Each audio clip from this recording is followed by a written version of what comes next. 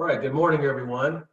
I'm Brooks Rayford, president of the North Carolina Technology Association, or NC Tech, and I'd like to welcome you to this special virtual briefing. NC Tech has adapted, as many have, to the COVID-19 situation by shifting some of our larger events to later in the year, and we've converted other activities to virtual offerings like this one. We also have begun adding new virtual sessions. Some of these are for our full membership, and some will cater to smaller peer groups. So be sure to be on the lookout for those on our website. And so far, these have been very well received. We have well over 170 viewers today, so I'm glad you're all able to be with us. We are recording this briefing, and we'll send you a link to it afterward. One of the biggest questions facing all of us is what will the near and longer term economic impact be of the COVID-19 virus? In the last 3 weeks, yesterday's reports were that over 500,000 North Carolinians, think about that, 500,000 have filed for unemployment. For comparison, at the height of the Great Recession, we peaked at 100,000 for an entire month. Many of those jobs now that are being lost, furloughed, et cetera, are in areas like food service, retail, personal services, and so forth. So one question is it possible that these jobs will come roaring back quickly when the economy reopens? How does the tech sector compare in that question? There are a lot of questions, and we'll get to some of those during the course of our time together today. Our format today will start with me offering a brief overview of the results of a poll that NC Tech conducted in recent days of several hundred leaders in the tech sector of North Carolina.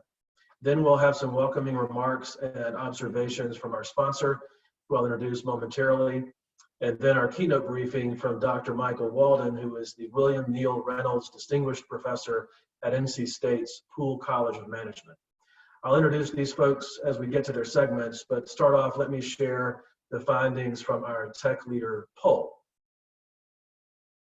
We'll get to it here. It'll let me.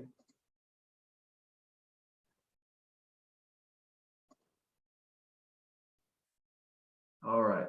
This is not the best view, but it will do for right now. I want to make sure you can see it.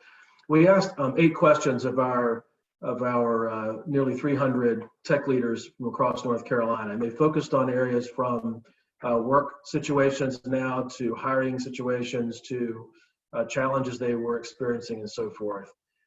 This first slide is in the aftermath of the COVID-19 situation. Do you anticipate that work from home will become more of the norm? Will it revert to pre-virus mix or unsure? And you'll see that our respondents, about half of them felt like it would become more common, ongoing, to have work from home as an option. And about 40% felt like it would revert back to previous circumstances.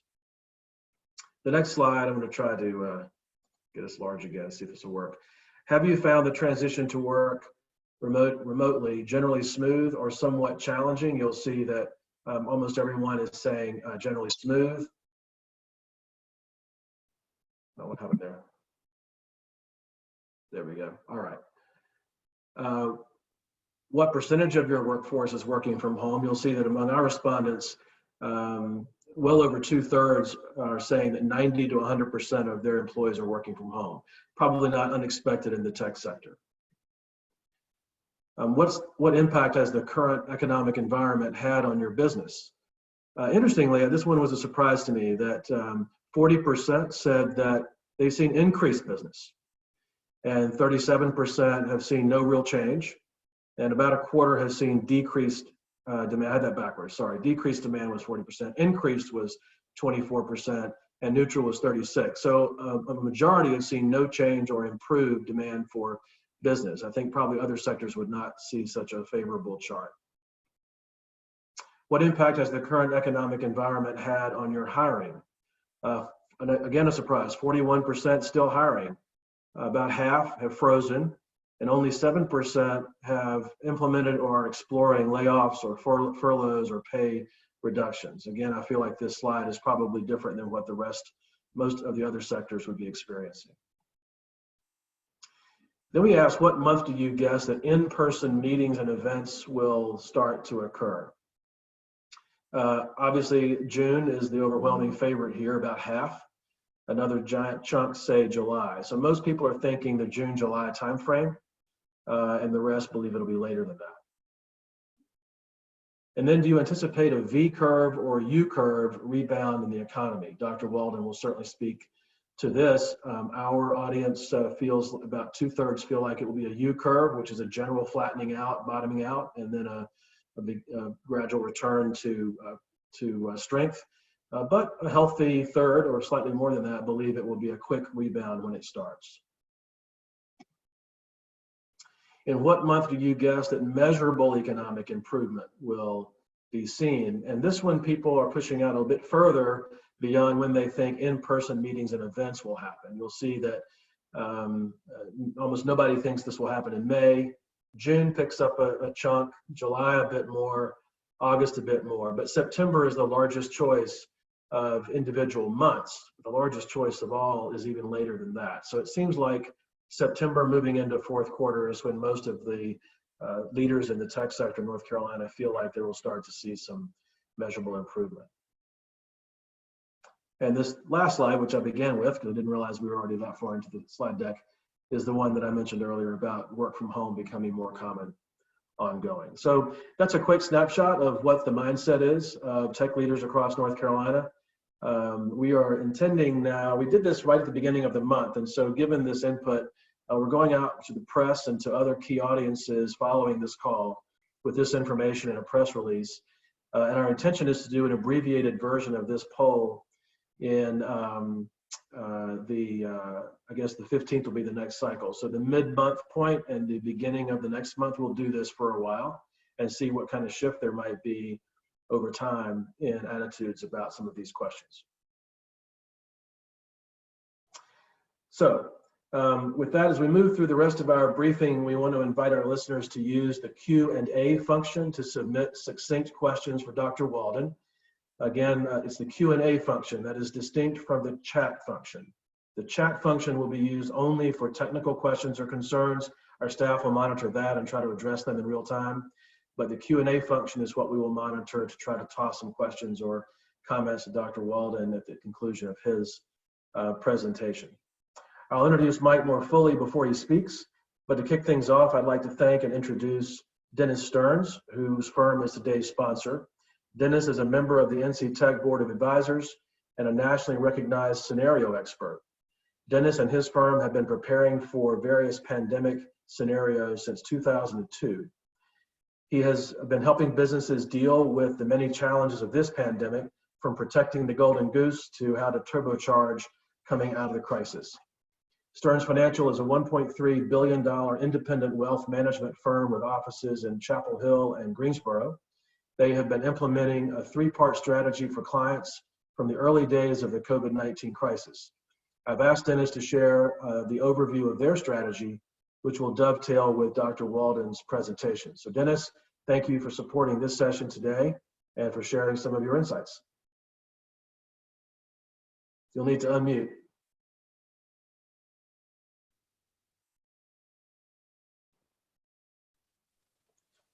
How's that? Great.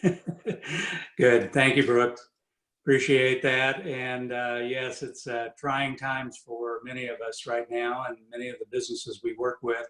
The pandemic team that we developed over the last couple of decades helped us think through some of the early stages of this crisis, but you know, we're getting ready to enter the middle game and the end game, and there's a lot of complex scenarios that could happen. The three areas, Brooks, that you talked about that we've been leaning in on for businesses and somewhat individuals, but businesses are number one, lean into your finances. That's pretty obvious. Make sure that you have the right kind of ability to have the safety net you need, particularly if this is a longer shaped U. And so, you know, one of our main scenarios, what we call the whack-a-mole scenario. Everybody may remember the old whack-a-mole game, and the mole pops up and you knock it down. I think that will fit pretty well with Dr. Walden's discussion that while the worst of this may be over in terms of the curves flattening and going down, there will still be breakouts, and there still be employees in all of our organizations who are 1 or 2 or 3 stages removed from someone with health issues. And so this is not going to have a clean ending, in our opinion. The leaning into your people is extremely important. This is a time, as Alan Mulally, the former Ford guy and Boeing guy, says, love up your people. By the way, there was a great webinar Monday this week on Fast Company with Alan, and he shared all the different things to do in a crisis, and he's been through quite a few of them. And so, you know, the loving them up is your employees just as much as your customers and your family and your friends. And then the third piece that we've been working with a lot of people on is to lean into innovation and creativity. And one company I talked to this week, they are actually pivoting their business model, 40% of their business model, they are pivoting in a matter of weeks that would have normally taken them years. And we're just seeing that all across the board. There are some really creative things going on. You know, this is a time when you can just adapt and write it out, or you can actually innovate into the teeth of the storm and perhaps even be stronger coming out the back end. So that's a tough balance to stay healthy, stay grounded, and have that concept of let's lean in and try to figure out where our growth opportunities are.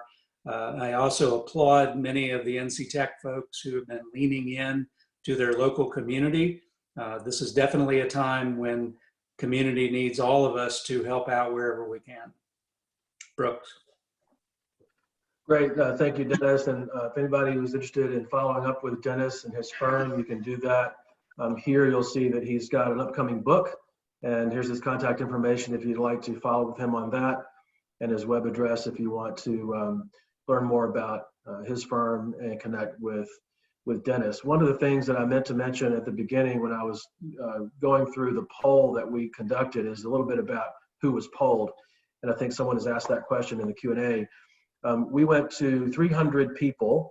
This was comprised of our board of directors, our board of advisors, a select group of tech CEOs, meaning CEOs of tech companies that are headquartered in North Carolina, and then what we refer to as site leaders. These are the top state executive for large tech hubs of non-headquartered companies. So think about IBM, Cisco, LexisNexis, MetLife, Infosys, HCL, and the like. And so about 300, and we had about a 50% response rate, which is remarkable for any sort of poll. So while it's not a scientific poll, it is a targeted audience, and that's the audience that will be continued to be polled, and we'll be able to see what their attitudes are around what they're seeing happen, what's going on in their own organizations, and what timeline they think things will begin to improve. So thank you, Dennis, very much. So as I mentioned at the start, Mike Walden is one of the great resources of our public university system. He has always considered it to be part of the extension and public service mission of NC State and of him to spend time with groups like ours and share his insights. We're very grateful for his past involvement with us and for his time today. You can imagine he is in high demand. Mike received his PhD in economics from Cornell in 1978. He has taught at NC State ever since. He has authored 12 books and over 300 articles and reports. He does a daily radio program, I can't imagine. He writes a bi-weekly newspaper column, and he publishes a monthly leading economic indicator index for North Carolina. His last 2 books have been about North Carolina's economy. His new book, scheduled to be published late this summer, is Real Solutions, Common Sense Answers to Our Most Pressing Problems. He has also authored 3 economic thrillers and is awaiting publication of a new political thriller, so we'll be on the lookout for that. So Mike, since you're not very busy these days, I'm glad we could give you something to do. In all seriousness, thank you for making the time to be with NC Tech today. Welcome to our group, and the floor is yours. Well, thank you, Brooks, for that nice Nice introduction. I'm here in my home office. We have actually been banned from the NC State campus unless we are absolutely essential, and I understand that. We obviously are going through times that most of us have never seen. The most common reference that I have seen made to what we're going through now is the great what's called the Spanish flu. Actually didn't start, from what my reading, didn't start in Spain, but it was a horrible pandemic in 1918 to 1920. My grandparents, long deceased, lived through that, fortunately. But in doing some research on this, actually we've had a more recent illustration of a pandemic. There was something that happened in the late 50s, and actually 1957 to 58, called the Asian flu. I was 7 years old then, so I don't remember it.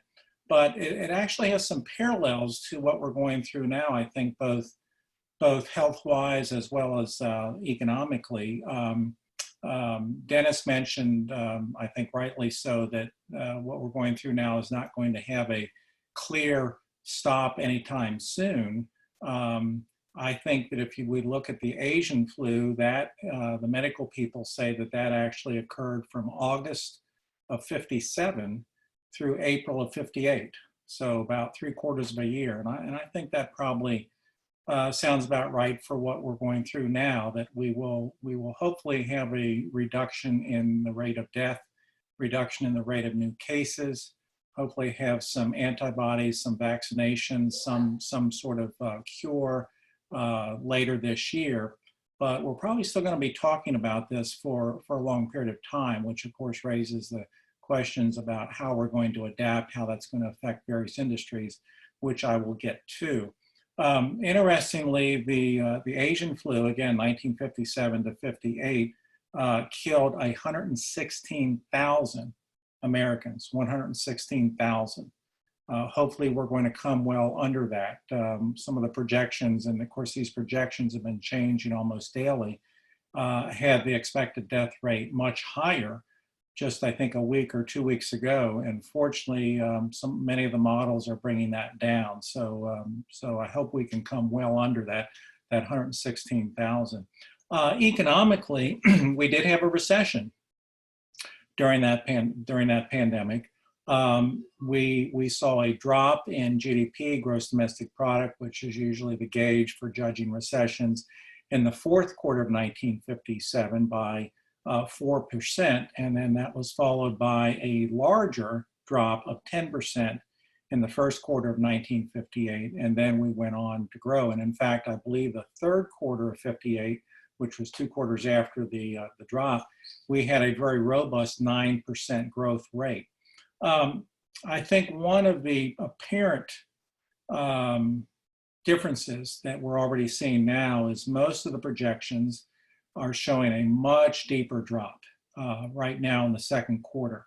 I think it's Goldman Sachs who came out with just an eye-catching number for around a 30 to 35% drop in real GDP in the second quarter, which now some people have said to me, well, Walden, doesn't that mean we've got a $22 trillion GDP? Does that mean we're going to take 30% off of that? No.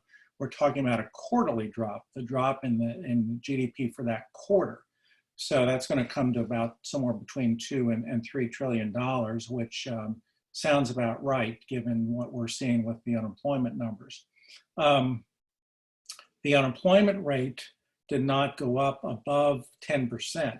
However, during the 1957 to 58 pandemic, we'll probably see that much higher now.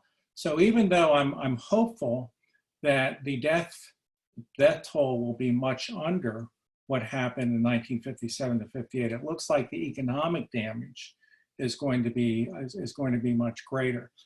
And of course, the ironic thing about this is that we were going into this situation with a fairly strong economy. I mean, there are always issues in the economy. When I mention this in my talks that I give out throughout the year, someone will, of course, raise their hand and they'll say, well, I know a certain business down the street went out of, had to declare bankruptcy. I know so-and-so was unemployed. That always happens in a dynamic economy.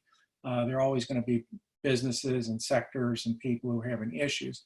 But going into this pandemic, we had very strong economic numbers. We had, as I think most people know, nationally, we had an unemployment rate under 4%, same here in North Carolina. We had GDP growing not at gangbuster rates, but probably around 2%, which is still healthy. Per capita income on an inflation-adjusted basis was going up. Real wages were going up after you adjust for inflation. Here in North Carolina, in 2019, we added 100,000 non-farm jobs. That was almost double what we did in 2018. Now, granted, a lot of that growth, majority of that growth is in the urban areas. We, like most states, have had an urban-rural divide in terms of economies. I'm going to say something about that later when I talk about implications. But this shutdown, if you will, in the economy has been mandated, because it's what the medical experts say we have to go through in terms of social distancing, in terms of containing the infection rate. We have to do this in order to control the pandemic. Actually, we didn't have anything like that, at least the reading I've been able to find, in the 57 to 58 pandemic.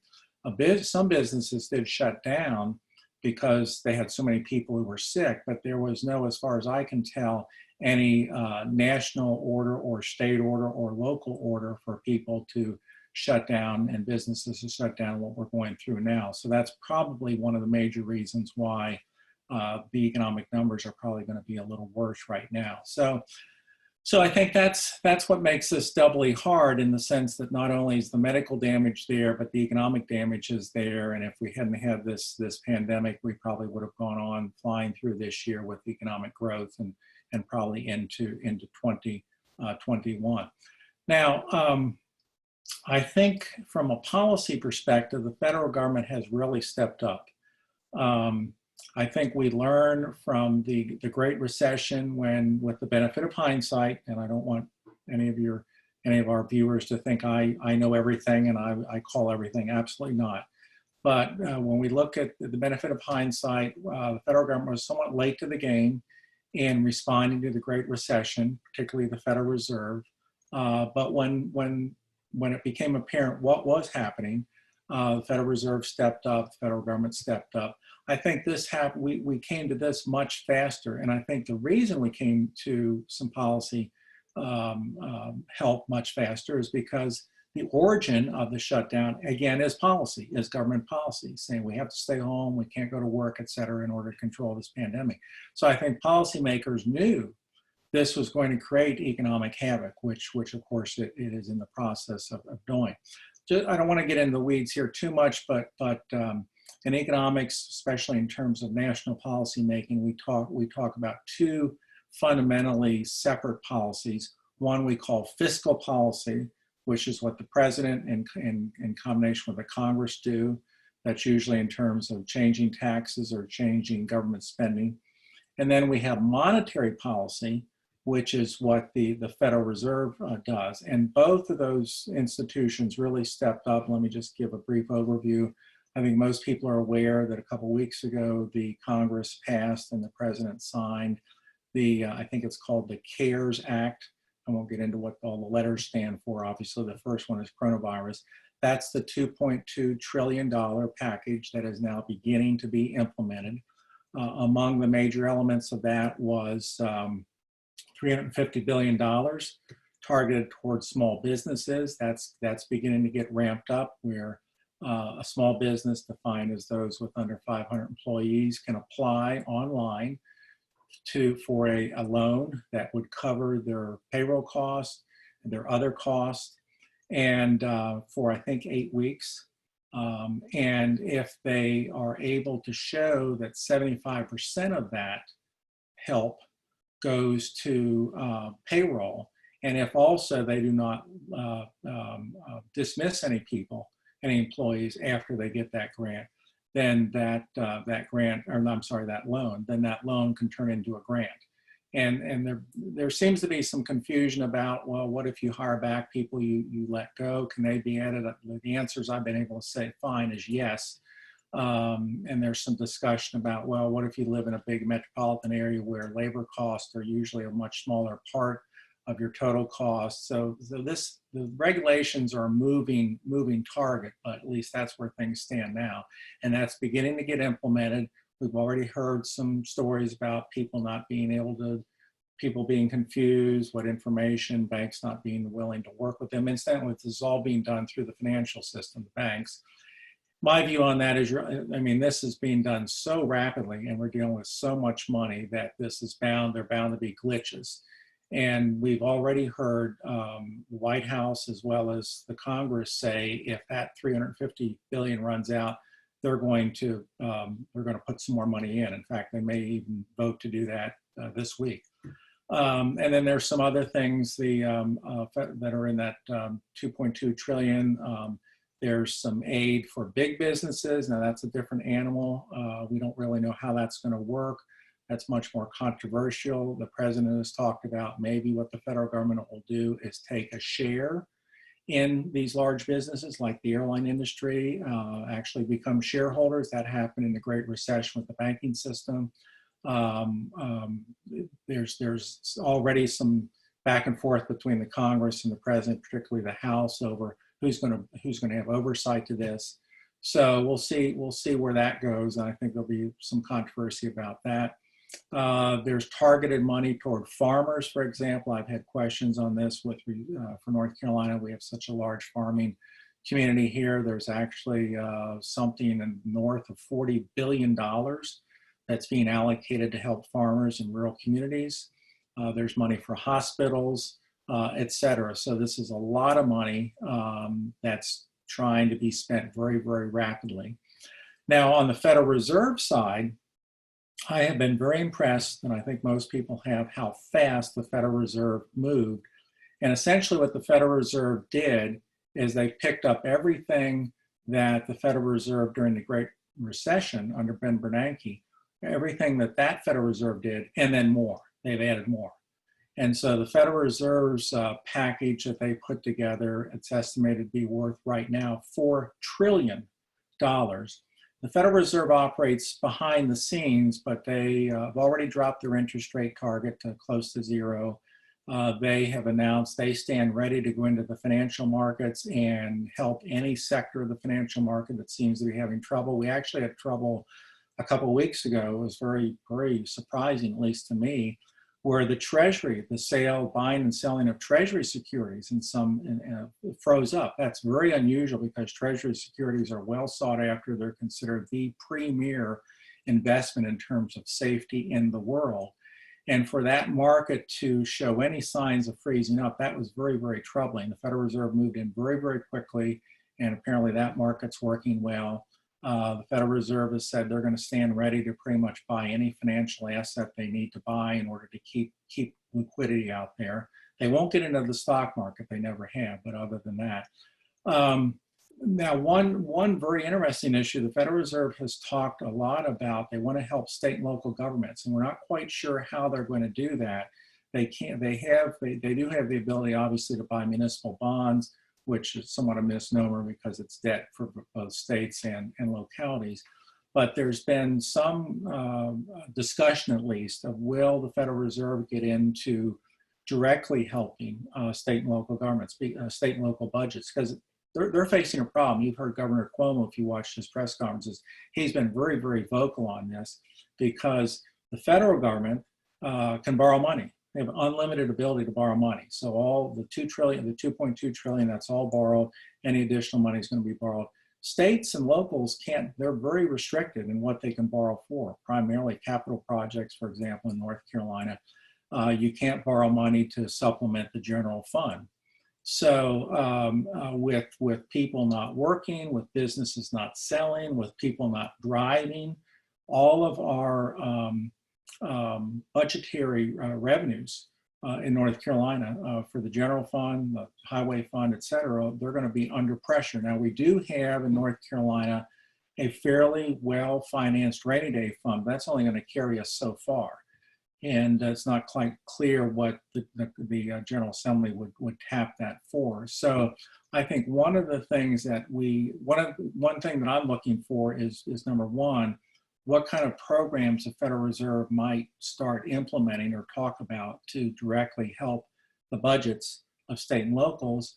And if they don't move in that way, will the next rescue plan that's already being talked about, that is, this is going to come after the 2.2 trillion, what will that include? Some monies that will directly go to general budgets for state and locals. And it looks like something is going to happen. The president, of course, has been pushing an infrastructure plan, which in my opinion, we needed for decades. More monies from the federal government for infrastructure, roads, bridges, the electric grid, airports, et cetera. So, but we're probably going to see that the politics of this ramp up a little higher, especially it's perceived that we're sort of over the hump and we're not in danger of the economy collapsing, but that'll be something to watch. Now, in terms of how long this is going to last, no one exactly knows. I would, if I had to guess right now, and it is a guess, educated guess, I'd say, as I already indicated, second quarter numbers are going to be ugly, absolutely ugly. In fact, we may set records for the percentage drop in GDP of all time, even over any quarterly drop during the Great Depression of the 30s. But most of the forecasts that I've seen suggest, yes, ugly numbers for second quarter, less ugly, much less ugly for third quarter, and then back to growth by fourth quarter. Now, back to growth doesn't mean we're all of a sudden back to normal, but it does mean that we're starting to move forward. And I think these economic forecasts sort of dovetail with the medical forecast, that if we're approaching the apex, we've all now become educated now, the medical terms with the apex of deaths and new cases, et cetera. If we're approaching the apex, and hopefully you're going to be down on the downside of that fairly quickly, that doesn't mean that everything's fine, but it may take months, and I've already alluded to this, it may take months, it may take in the next year in terms of this, where this virus is still an issue, but at a much, much lower contained level.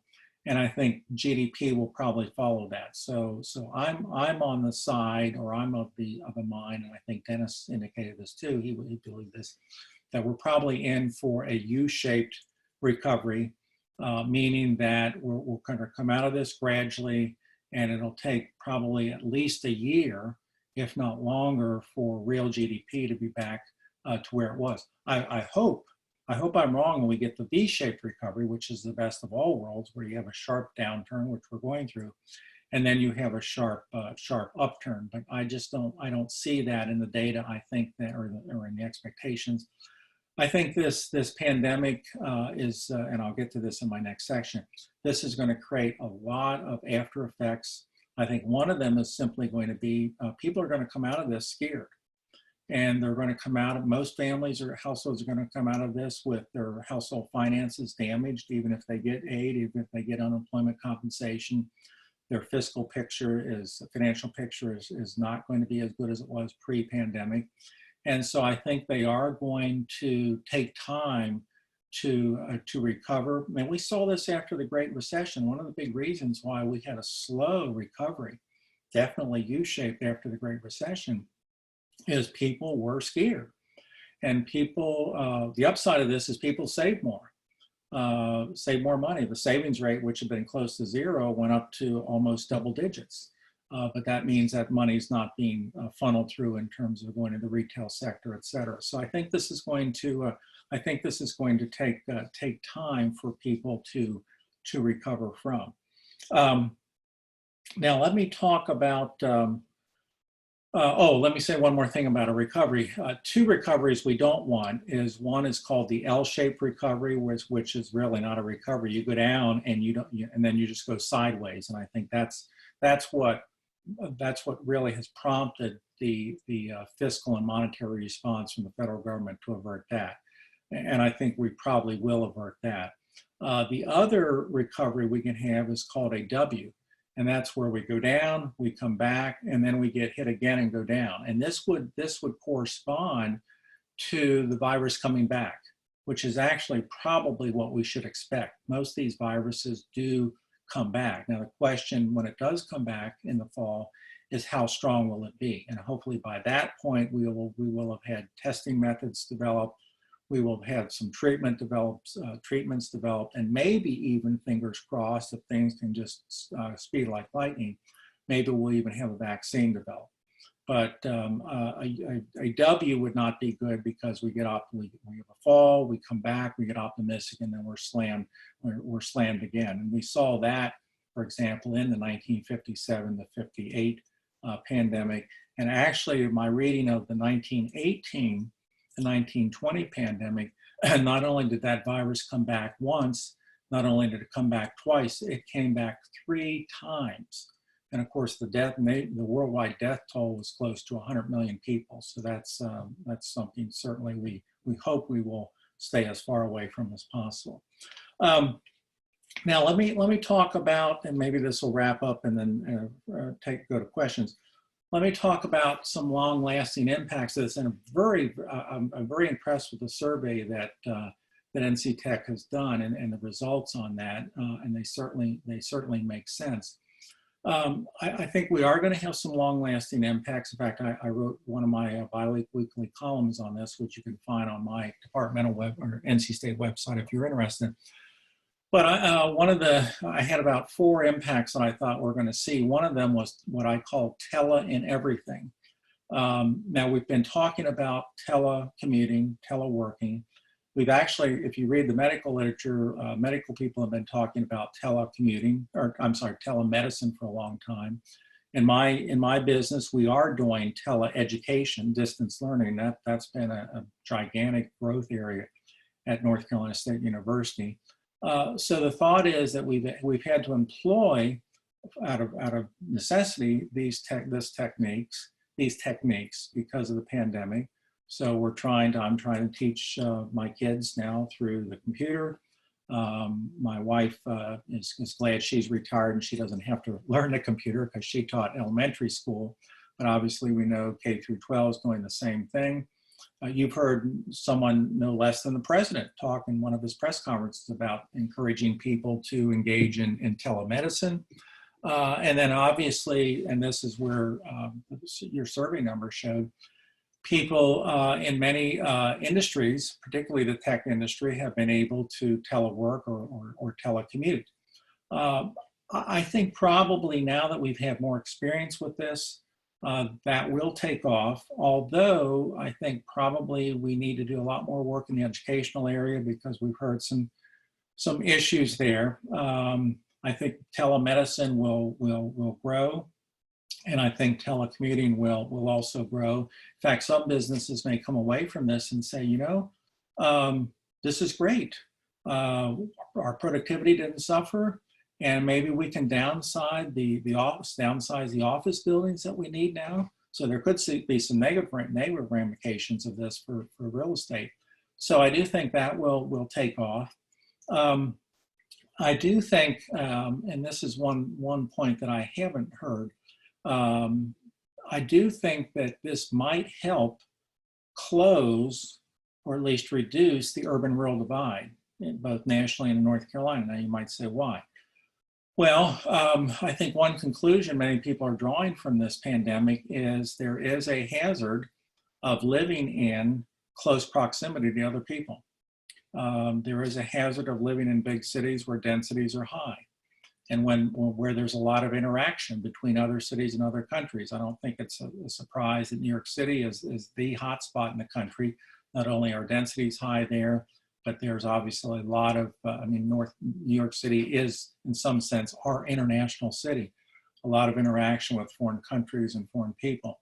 So there may be a response, of course, not right away, but there may be a response where people, particularly people with children, young families, think, gosh, if I could live anywhere and still pursue my occupation, and I can get products delivered through delivery firms, and I can get maybe services delivered like education or medicine through the internet, maybe I'll take a second look at living in a small town or living in a rural area where if another pandemic comes, and I'm hoping one of the things that comes out of this, positive things, is that we institute in our government some formal structure.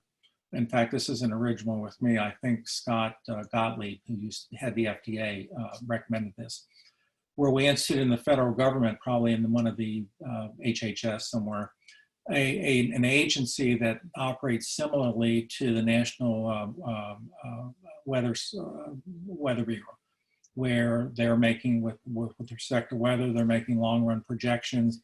I think it would be good for us to, on the medical side, have professionals constantly making projections of where the next pandemic or epidemic might arise, and what can we do to prepare for that. I think that probably will come out of this. But anyway, my point is that I could see people reevaluating where they want to live. And I think big cities are going to come away from this with a problem in terms of their reputation. Not that they did anything wrong. It's just the nature of living in big cities. So in conclusion, I think we will come back from this. I think probably in terms of dealing with this pandemic, we're going to have to rely on the smart people who are developing treatments and ultimately a vaccine. I think that's obviously the ultimate. I think we are probably looking at probably at least a year in terms of economic recovery, but also maybe even social recovery, if social recovery even comes back. This may be long lasting. But the one, I think, benefit of North Carolina, if you look at our numbers, and I haven't done the calculations, but I think we look so far pretty good in our state in terms of death rate, in terms of infection rate. And yes, those are higher, I think, in our big metro areas, but obviously nothing like what we've seen in New York City or what's apparently emerging in New Orleans, Detroit, et cetera. So I think North Carolina's reputation in terms of a place to live and work, I think will come out unscathed. So let me stop there, and happy to take questions on anything I did talk about or things I did not address. Thank you, Michael. And for everyone, let me give a few observations here before we move into the questions. There have been some submitted. You'll want to use the Q&A function to do that. And I have a couple for you as well, Michael. But for everyone's benefit, I should note that NC Tech was very involved at the municipal, the state, and even the federal levels over the last several weeks as some of these stay-at-home orders were crafted and implemented. Fortunately, in North Carolina, at the state level, at the county level, and at the city level, we have long-standing relationships such that a number of times we were contacted first with questions about how best to word the stay-at-home orders so as to protect the IT sector, the technology sector, and make sure they were considered to be essential. And so we were pleased to have a role in that. In addition, we've been involved, have been and are involved in the national conversation that Dr. Walden referred to, which is the legislation and the funding having to do with what kinds of relief are available to what kinds of organizations.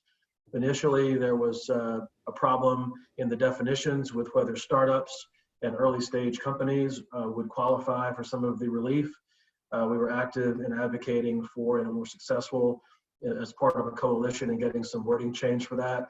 There's now some interest in how do venture-backed companies benefit from these benefits as well, because oftentimes the way the current calculations are done, a venture funder, all of the employees of all the companies that they have a majority investment in are aggregated so that they are considered a large employer, even though each individual company may be smaller and suffering. That's going to require a legislative fix. So there's some things like that that we're constantly involved with, talking with Treasury, and also the administration and members of our delegation. Secondly, at the state level, I want to let you know that Representative Jason Sain, a longtime friend of the association, someone we work with a great deal, is on this webinar today, as a matter of fact. He is the senior chair of the Appropriations Committee in the North Carolina House. So all spending that North Carolina does, whether it's education, IT procurement, et cetera, goes through that committee.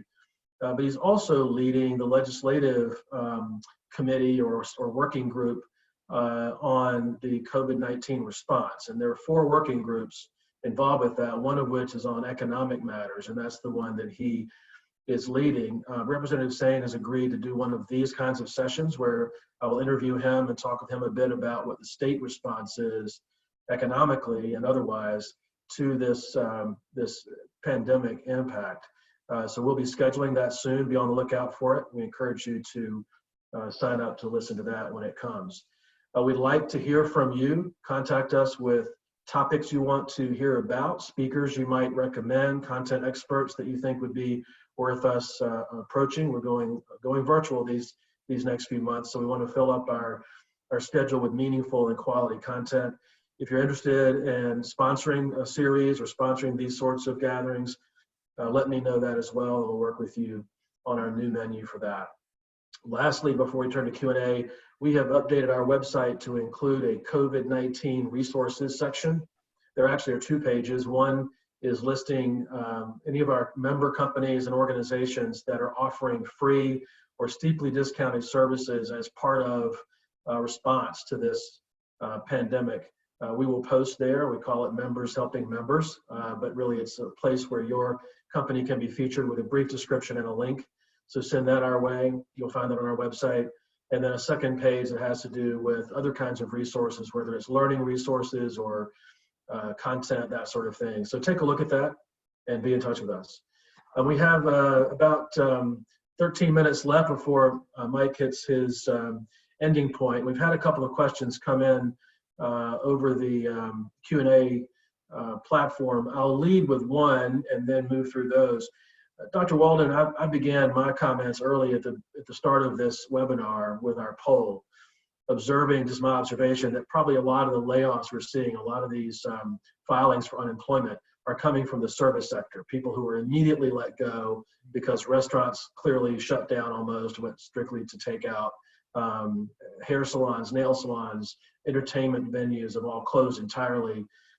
So we also see, however, ramped up hiring. Walmart, Amazon, grocery stores are all reporting thousands, in some cases hundreds of thousands of new jobs that they're hiring for right now. Are there other sectors, digital demand for digital services, for example, that we're all doing this kind of call that we're doing today? Any sectors you can think of that might actually benefit in the short term from demand? No, I think you've identified them. And I think the issue here is, of course, if you have someone who is working in the service sector, they don't have the requisite training to move over to, obviously, the tech sector. That's an issue. And yes, I've seen those numbers in terms of Walmart adding more people, Amazon adding more people, et cetera, but they're simply not high enough to counter the losses we've had in the service sector and restaurants and hotels, et cetera. One of the interesting things of the payroll protection plan, that's the small business plan, that I've tried to get answers to, and I think at least the answer I think is true. I'll give you in a moment. But the question there that I had was, if your business, let's say you're a restaurant and you've already laid off people, let's say you've still got some staff, so when you apply for the loan, you've got that rump staff that you had. But could that business, before they did apply, go back and rehire folks that they laid off, even though they don't necessarily have work for them, but rehire them? Would that count in terms of the dollar amount that they get back? And what I've been able to find, this consistent answer seems to be yes. So when I've been asked about this program, I've encouraged small business people who've contacted me, think about that person or those persons that you let go a week ago, 2 weeks ago, 3 weeks ago, see where they are. Maybe they've gotten their unemployment compensation in, or they haven't gotten filed yet. See if they're willing to come back before you fill out the form. And it looks like the legislation allows for that.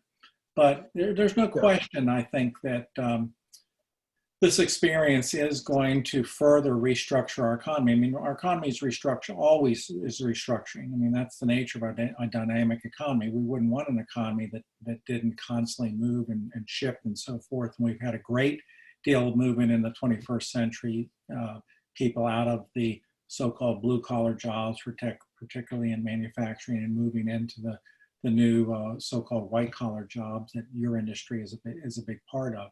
And yeah, I think this is another piece of that will hasten that. And it'll be interesting to see.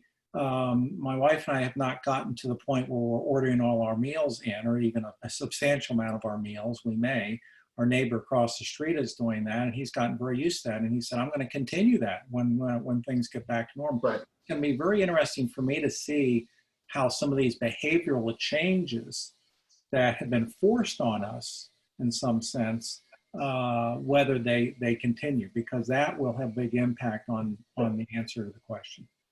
Michael, I'll just say, before I ask you the first question from the audience here, I convened a meeting yesterday with the law firms that work with NC Tech, our accounting firm, and our banker to really understand more fully the Paycheck Protection Program, PPP, the CARES Act, the Small Business Administration, EIDL, which is EIDL, Emergency Injury, Economic Injury Disaster Loan program. There's an advance on that loan that's offered. There's a lot of stuff going on right now. There's an employee retention offering, and some of those you can apply for only if you haven't gotten one of the others. So, and then some of them get blended together.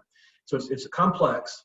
Utilize your banker, your accounting firm, your attorneys to determine what's possible. And it's actually, like you indicated, a little more encompassing and flexible than one might think, even if it's a bit daunting. So do that. A couple of questions that are similar. So I'm going to read one of them to you. How do we strike the balance between trying to restart the economy while suppressing future outbreaks before a vaccine is widely available? It seems like a very fine line to try and toe with a small margin for error to avoid long-term economic concerns. That's one of the most frequent questions that I've gotten and I've heard answered or asked. It is difficult because it gets into the issue of saving lives, saving illnesses, and putting a dollar value, quite frankly, on that compared to the cost of lost revenue, lost payroll, et cetera. There was, and so it's very, very subjective in some sense, but if you want to look at a piece and I praise the authors for this because they were willing to take hold of this. There was a report just published, I believe, late last week from the American Enterprise Institute, which is a very highly respected think tank. And what they did is they took this on and they looked at it from the perspective of at what point do the shutdown orders, I'll call them, where we have to live in our home, not go to work, at what point do the cost of those in terms of lost revenues, lost jobs, et cetera, outweigh the benefits, which would be in terms of fewer people dying, fewer people get the illness, et cetera. And what they concluded is it all depends on the infection rate. And this is a variable that now I think has received increased attention because during the president's press conferences, I think Dr. Fauci and Dr. Birx have used it, that number called RHO, R-H-O, which in medical terms is the number of people that an infected person infects. And the lower that is, according to this research, the fewer number of weeks we need to be shut down. And in fact, this report suggests that if RHO is less than 1, that if the average infected person infects less than one other person on average, 8 weeks is about the length of time, which would I think correspond to probably these restrictions stopping sometimes mid to late May. On the other hand, what the research found is if RHO is greater than 1, then you may need to go out 35 weeks. So unfortunately, I don't know that we know RHO exactly, but at least there's some people who are thinking about this. And I think the longer this goes on, and the longer the business costs mount up and become apparent, I think the more consideration this will have, because it's an important question. And I know the president's made no secret that he wants the country to get back to work. I think most people do, but it's a balancing act here of where do you draw the line between keeping people sequestered so that you lower infections, lower deaths, versus letting the country come back so that we gain more income. So difficult. I'm glad I'm not the one to make that call, but at least people are thinking about it. To pick up on an earlier comment and observation about how many of those who lost their jobs very quickly were those in the service industries and the like, which one can expect.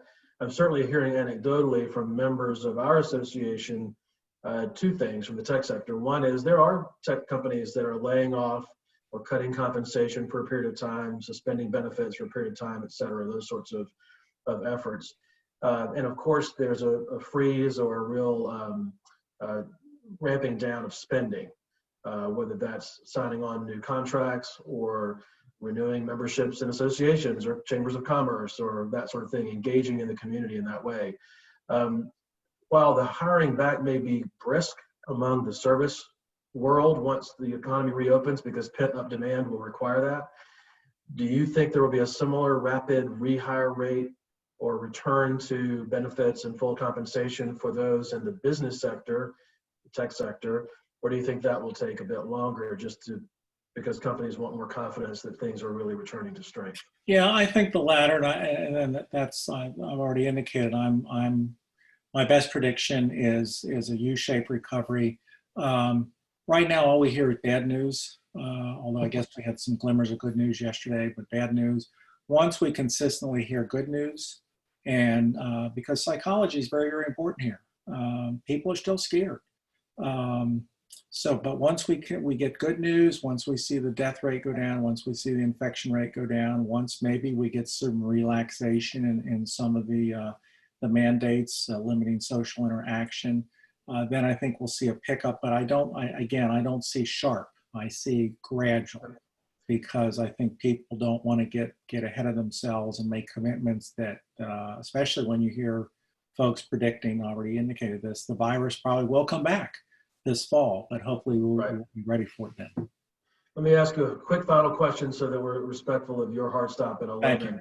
You may have mentioned this earlier, a specific number, but I've heard you speak several times in different places. I can't remember where I heard it, where you ventured a guess about an unemployment rate in North Carolina, what that might look like. But a related question then is, a lot of people now are able to file for unemployment under the new laws, even if they haven't lost their jobs. They can file because they've seen a reduction in hours, for example. If they've been furloughed for a finite period of time, they can file. So how does the unemployment rate really reflect those who've lost their jobs versus those who are seeing a temporary reduction in hours or a temporary furlough? Yeah, and we can't, at least I don't know that we can separate those in the data. Yeah, my forecast for what the peak unemployment rate will be in North Carolina has gradually gone up as this has gotten worse, and I'm thinking now that we may pierce 10%, which is kind of considered a critical level, which would be very significant. But the best I could say is it's not going to stay at plus 10% for very long. I think again I'm thinking August, September, things will start to improve. Those kind of numbers will come down. New claims for unemployment will fall, et cetera. So this is hopefully short. It's deep, but short. I don't know if that's better than shallow and long, but I think it's clearly going to be deep and short. Great. Well, it's 10:59, so we're right here on the button. Thank Mike, thank you very much for doing this for us today. And Dennis, thank you, and Stearns Financial for sponsoring this great session today. Very much appreciate it. And to all of you for listening, appreciate your being involved. Visit us on our virtual home, nctech.org, where you'll find everything we're up to. And please stay engaged. Thank you very much. Have a great rest of your day. Thank you. Thank you.